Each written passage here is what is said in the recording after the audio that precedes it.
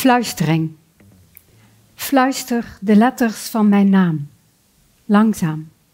Eén voor één.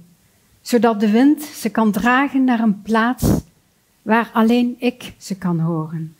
Op een moment wanneer ik eenzaam en verloren denk aan jou. Wanneer ik je mis. Wanneer geen plek op aarde meer heilzaam is. Dan zal ik de wind voelen als een streling op mijn huid. Ik hoor mijn naam als een helder geluid door de trillende lucht. Ik voel jouw liefde in de zucht van de zoekende wind, die mij altijd en overal vindt.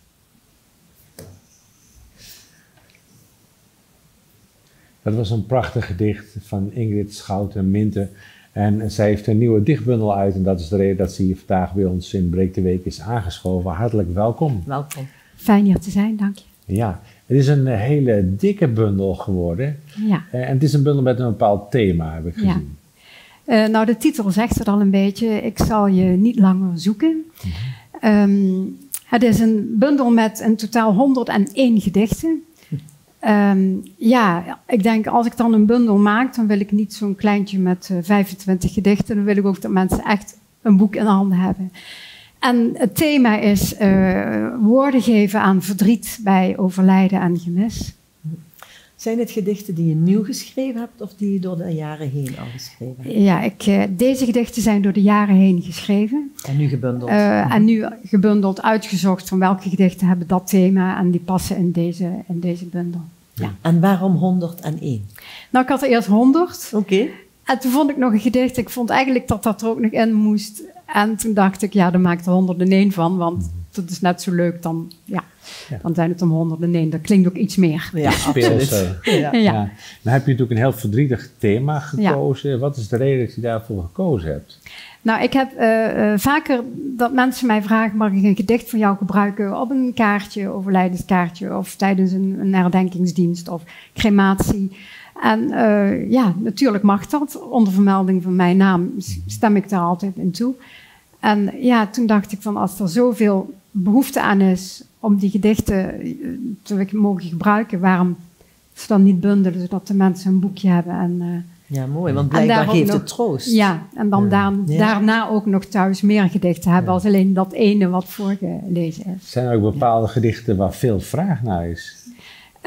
Nee, dat is eigenlijk heel wisselend. Dus het is heel typisch. Vaak is het een stukje van een gedicht wat mensen heel erg aanspreekt of wat net betrekking heeft op de persoon die is overleden en dat ze dat dan heel mooi vinden matchen. Dus ja, nee, ik kan niet zeggen van, oh, dat gedicht, dat... En koppelen mensen dat ook terug naar jou?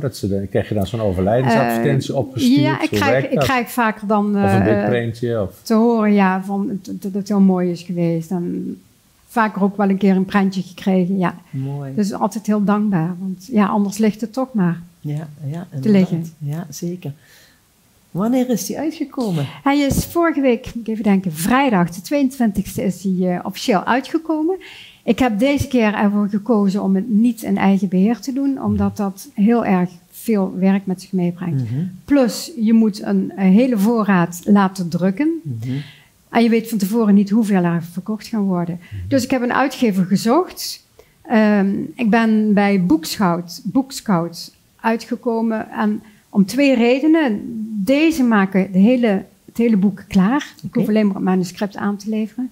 En de tweede reden is, ze doen printing on demand. Dus drukken pas op afroep. Per bestelling. En ik vind het ook gezien het milieubesparend effect, vind ik dit veel beter. Want pas wanneer ik het boek ga kopen, wordt er even een centje gegeven aan de drukker. Die drukt het en 2 tot 3 of 5 dagen later heb ik het boek thuis. Okay. Of ik ga naar de boekhandel en die kan het of in voorraad hebben of hij bestelt het. Mooi. Nou is bij dit soort uitgeverijen hebben ze vaak ook ondersteuning op het gebied van promotie, maar een groot deel zul je toch zelf moeten doen. Ja.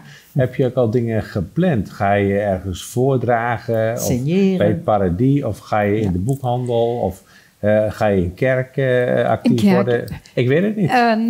Tot op heden heb ik nog geen actieve presentaties of voordrachten gepland. Ik heb wel nog één uitnodiging gekregen voor een televisieoptreden, ook hier in de regio. Ja.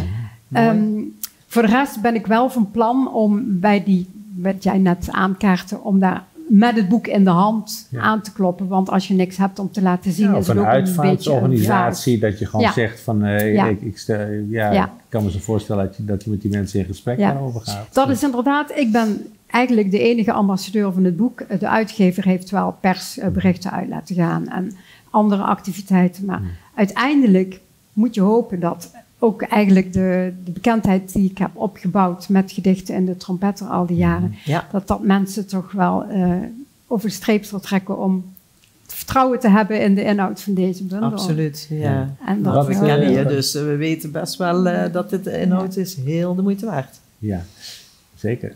Wat kost dit boek in de winkel? Het boek gaat €21,99 kosten. En als ze nou willen, want dan hebben ze het boek gekocht en dan willen ze het graag laten signeren. Kunnen ze dan contact met je opnemen? Ja, natuurlijk. Dat is geen enkel probleem. Dat is geen enkel probleem. Mooi. Het is, wat ik al zei, bij de boekhandel en bij de website van Bookscout. Daar is het snel te verkrijgen en ook op bol.com. Maar dan kan het zijn dat het via een andere partner iets langer duurt. Oké. Nou, fijn dat je erover wilde komen vertellen. En goed om te zien dat je blijft schrijven. Want dat is natuurlijk voor schrijvers en dichters erg belangrijk. Tot slot, je zou nog een gedicht voorlezen. Ja. Welk gedicht gaat dat worden? Ik denk dat ik dan het gedicht Gedeelde Dromen Klinkt al heel goed. Het klinkt inderdaad goed. Ja, want kijk, de bundel is ook een wezen om woorden te geven als je zelf alleen thuis bent en je hebt net een heel verdrietige periode maak je door, dat je dan een keer deze bundel pakt. Ervaart, dat je je troost en dat je een communicatie kan hebben, een gesprek kan hebben met degene die er niet meer is. En wat een troost kan geven. Mooi. Gedeelde dromen. Nog altijd deel ik mijn dromen het eerst met jou. Ook al weet ik dat je antwoord slechts stilte zal zijn. Ik vertel je mijn hoop, mijn eindeloze verwachtingen, mijn kleine gedachten die wankelend neerdalen op de dunne randen van mijn eenzaam hart. Jij bent de enige die mijn dromen zonder woorden kan verstaan, wanneer ze dwalen in de bodemloze diepte van mijn rusteloze geest. Je bent adem, je bent licht, je bent naast mij, in elke herinnering, bedekt met zachte rozen. Je bent overal om mij heen. Nog altijd deel ik mijn dromen het eerst met jou en voel mij naast jouw onzichtbare zijn nooit helemaal alleen. Deze uitzending wordt mede mogelijk gemaakt door Brasserie en Adventure Golf Het Pakhuis.